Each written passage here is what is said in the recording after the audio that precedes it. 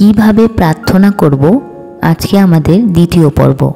সবার আগে আমি যেই কথাটা বলবো সেটা হচ্ছে, যদিও এই কথাটা এই টপিকের সাথে যুক্ত নয়, কিন্তু তাও আমি বলছি, এই বর্তমান সময়ে দাঁড়িয়ে 2024 সালে এসে আমাদের সবার হাতে কিন্তু একটা করে ফোন আছে। তাই আমরা প্রার্থনাতে বসার আগে কিন্তু ফোনটাকে দূরে রাখবো। দূরে মানে বহু দূরে, চোখের আড়ালে, দরকার হলে সাইলেন্স করে রাখুন, দরকার হলে সুইচ অফ করে রাখুন, কিন্তু একদম যখন আমরা প্রার্থনায় বসবো কাছাকাছি যেন ফোন না থাকে এবং রিংটনে যেন না থাকে।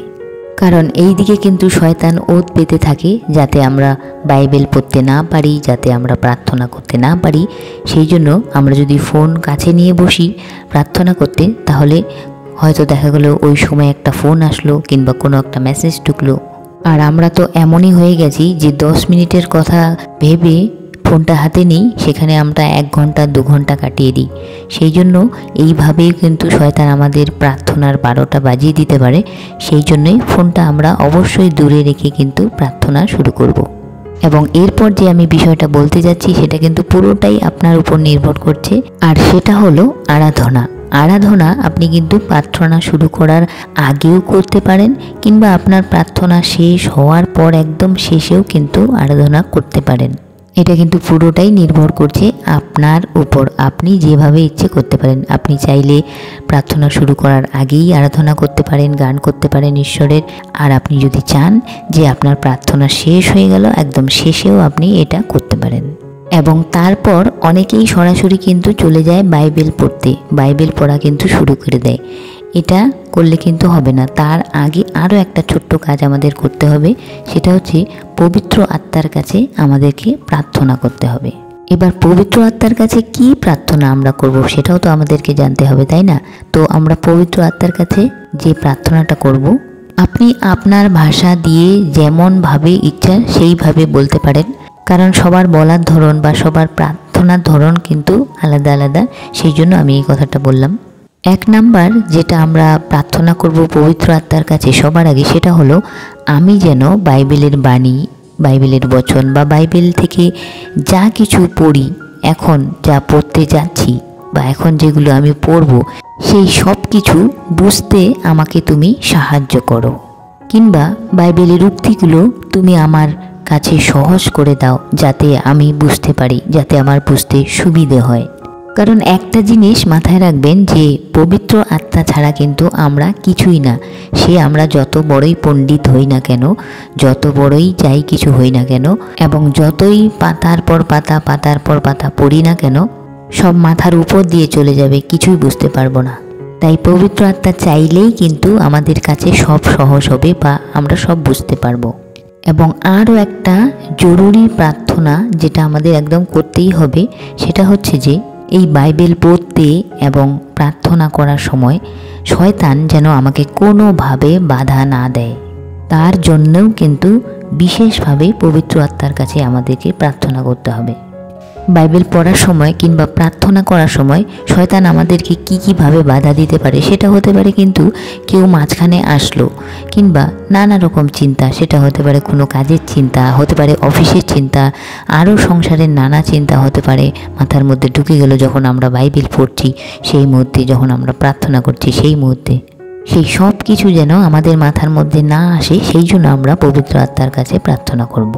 না হলে হয়তো আমরা বাইবেল পড়ছি আর কেউ আসলো, তখন ওটা পড়ছি কিন্তু ওটা মাথায় ঢুকছে না, কেউ এসেছে সেটা নিয়ে ভেবে যাচ্ছি, কিংবা অফিসের চিন্তা, সংসারের চিন্তা এইসব মাথার মধ্যে ঘুরছে। মুখ দিয়ে কিন্তু বাইবেল পড়ছি কিন্তু মাথার মধ্যে এইসব নানা রকম কিছু ঘুরেই যাচ্ছে।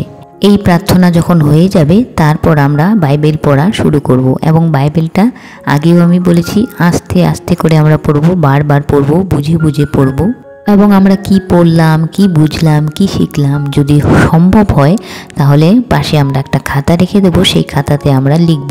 কিংবা পড়তে পড়তে কোনো কঠিন শব্দ চলে আসলো যেটার মানে আমরা কিছুতেই বুঝতে পারছি না, তাহলে সেটা আমরা যদি লিখে রাখি তাহলে আমরা পরে অন্য কাউকে জিজ্ঞেস করতে পারবো, সেটা আমরা অন্য কারোর কাছ থেকে জেনে নিতে পারবো যদি আমরা সেটা লিখে রাখি। যদি আজ যা কিছু পড়লাম, যেটা পড়লাম সেটা যদি আমার জীবনের সাথে মিলছে, তাহলে এই জন্য বা এই বচনটার জন্য কিন্তু আমরা ঈশ্বরকে ধন্যবাদ জানাবো, ঈশ্বরকে ধন্যবাদ করব। এবং এই যে বাক্য সেটা দিয়ে ঈশ্বর কি বোঝাতে চাইছেন আমাকে সেটা খেয়াল করব। এবার যখন বাইবেল পড়া আমাদের শেষ হয়ে যাবে তখন আমরা আবার প্রার্থনা করব। এবার কিন্তু প্রার্থনাটা একদম অন্যরকম হবে। অন্যরকম বলতে একদম নিজের মতো করে। যদি সেটা সকালে হয়, সকালে যদি আপনি বাইবেল পড়ছেন, সকালে যদি আপনি প্রার্থনা করছেন, তাহলে সকালের প্রার্থনা অন্যরকম। আর সেটা যদি রাতে হয় তাহলে রাতের প্রার্থনাটা অন্যরকম। আবার দিনের যে কোনো অন্য সময় যদি হয় তাহলে কিন্তু আলাদা রকম। এটা হতে পারে মাঝরাতে, তাহলে সেটাও কিন্তু অন্যরকম। এটা কিন্তু আপনার নিজের ব্যাপার, একদম একান্ত নিজের ব্যাপার। প্রার্থনা বিষয়টা একদম নিজের ব্যাপার। আপনি কিভাবে প্রার্থনা করবেন, কিভাবে না করবেন, পুরোটাই কিন্তু নিজের ব্যাপার। শুধু সময়টা আলাদা আলাদা, তাই সময়টার জন্য একটু খেয়াল রাখতে হবে আমাদের। তবে হ্যাঁ, যেমন আমরা সবার জন্য প্রার্থনা করি সেইগুলো আমরা করতে পারি।